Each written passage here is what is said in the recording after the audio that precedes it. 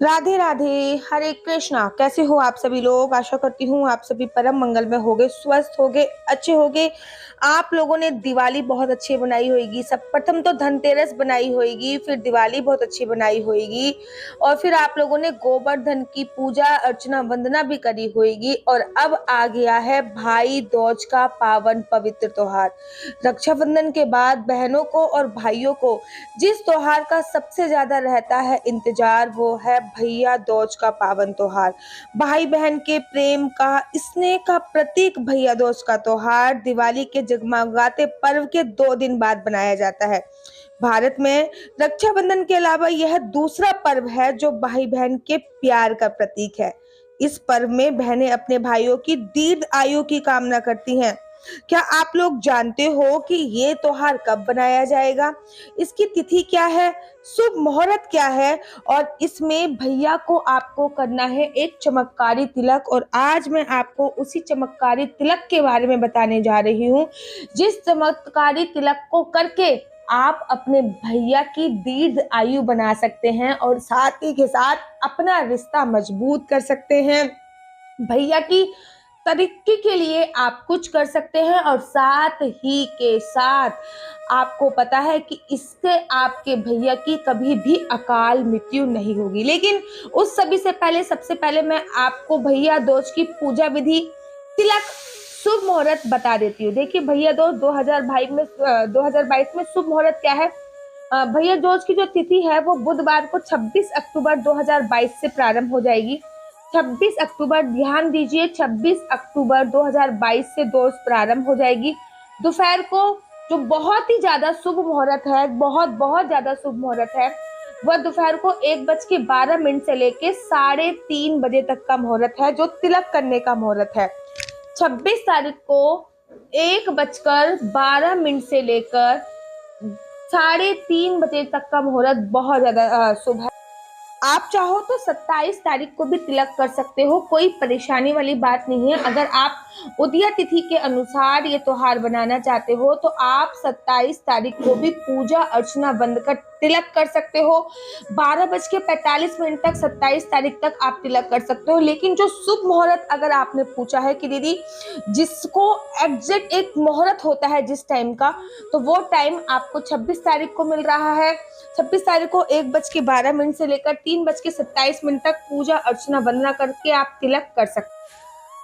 देखिए, इस दिन बहन अपने भाई को प्रेम पूर्वक अपने घर पे भोजन के लिए इनवाइट करती हैं। पहले तो आपको अपने भाई को भोजन के लिए अपने घर पे इनवाइट करना है, और इनवाइट करने के बाद अपने भाई से बोलना है कि आपको मेरे घर पे आना है, क्योंकि यमुना मैया ने भी मृत्यु के देवता यमराज को भोजन के लिए इनवाइट किया था। तो ये पौराणिक कथा है जो कि मैं आपको किसी और वीडियो में बताऊंगी, या फिर इसी वीडियो के अंत में मैं आप लोगों को बताऊंगी कि आपको क्या करना है। पहले तो अपने भाइयों को इनवाइट करना है, फिर इस दिन भाई को तिलक करना है, फिर उनको भोजन कराना है। शास्त्रों के अनुसार कार्तिक माह के शुक्ल द्वितीया को ही यमुना ने अपने भाई यमराज को भोजन के लिए बुलाया था, जिससे नरक में यातना भोग रहे लोगों को मुक्ति मिल सके, जिससे भाई बहन का यम देव का किसी भी प्रकार का भय नहीं होता है। भैया दूज को भ्राता द्वितीय भी कहा जाता है। अपने भाइयों की स्वास्थ्य और दीर्घ आयु के लिए बहनें पूजा अर्चना करें। प्रातःकाल स्नान से निर्मित होकर बहनें अपने भाइयों को एक आसन पर बिठाएं। तत्पश्चात धूप दीप से आरती उतार के रोली अक्षत और भाई को तिलक करें। उन्हें अपने हाथ से भोजन कराएं। ऐसा करने से भाई की आयु बढ़ती है और उनके जीवन के सभी कष्ट दूर होते हैं। इस दिन बहन के घर पे भोजन करने का विशेष महत्व माना जाता है। आप लोग जानते हैं, भैया दूज के दिन मृत्यु के देवता यमराज और उसकी बहन की पूजा अर्चना विशेष रूप से की जाती है। पौराणिक कथाओं के अनुसार भगवान सूर्य देव और उनकी पत्नी छाया से यमराज और यमुना जी का जन्म हुआ था। यमराज और यमुना जी में बहुत ज्यादा प्रेम था, स्नेह था। मृत्यु के देव यमराज सदैव प्राण हरने में ही व्यस्त रहते थे। उधर यमुना भाई यमराज की निरंतर अपने घर पे आमंत्रित कर रही थी कि भैया आप मेरे घर पे किसी दिन भोजन के लिए आइए, मेरे घर पे किसी दिन भोजन के लिए आइए। एक दिन कार्तिक शुक्ल की द्वितीय तिथि पर यमुना ने यमराज को अपने घर आने के लिए वचनबद्ध कर दिया।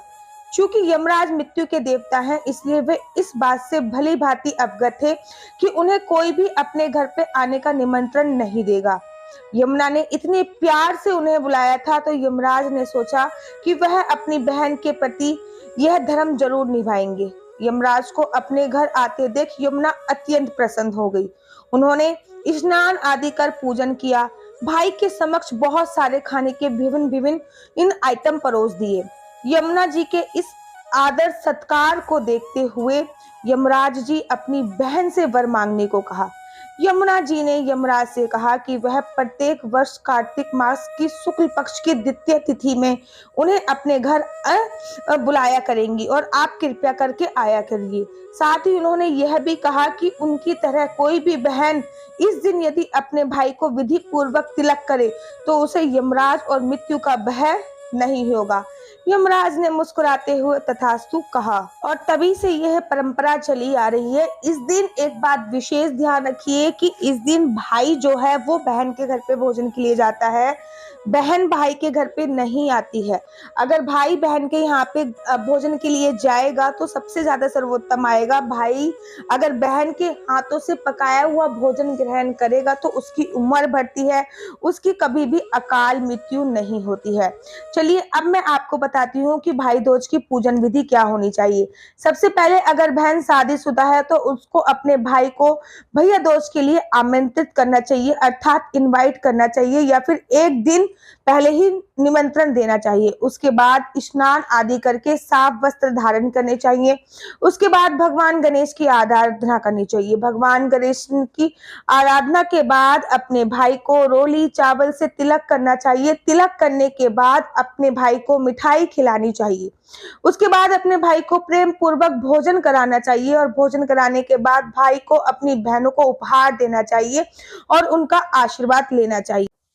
हमारे यूपी में ये होता है कि भाई छोटा हो या बड़ा हो वो बहन के हमेशा पैर छूता है। अगर आपके यहाँ पे भी ये रिवाज है तो भाई को अपनी बहन के चरण छूने चाहिए और बहन को उसको आशीर्वाद देना चाहिए कि वो हमेशा दीर्घ आयु हो, कभी भी अकाल मृत्यु को ना प्राप्त हो। आशा करती हूँ आपको मेरी वीडियो अच्छी लगती होगी। अगर आपको मेरी वीडियो अच्छी लगती है तो लाइक शेयर सब्सक्राइब करना बिल्कुल भी मत भूलिए।